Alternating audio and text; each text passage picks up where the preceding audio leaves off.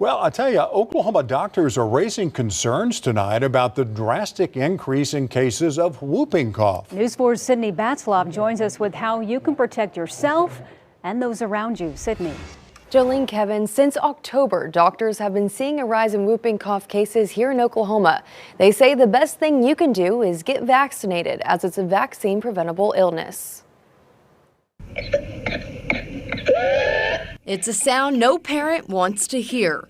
Uncontrollable coughing followed by desperate gasps for air. Whooping cough cases are on the rise across the country, and Oklahoma is no exception. This is the largest whooping cough outbreak Oklahoma has experienced in 69 years. According to the CDC, so far this year, Oklahoma has seen 77 cases of whooping cough. In 2024, there were 469 total cases.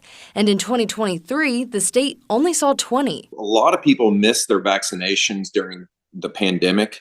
A lot of missed well child checks. And then also there's more and more vaccine hesitancy. Whooping cough is a disease that is preventable with vaccination. Whooping cough starts out like a common cold, then progresses into an uncontrollable high-pitched cough. Infants can have severe complications. Our biggest risk for hospitalization is in our babies that are less than 6 months of age, and about a third of kids under 12 months who get whooping cough will actually have to be hospitalized. It can be fatal, especially for babies under 2 months old. Those babies that haven't gotten their first vaccine are at risk for something called apnea, which means they will stop breathing. Expecting mothers can get the vaccine while pregnant. Moms who are pregnant can get vaccines in their third trimester, and it will protect the young babies.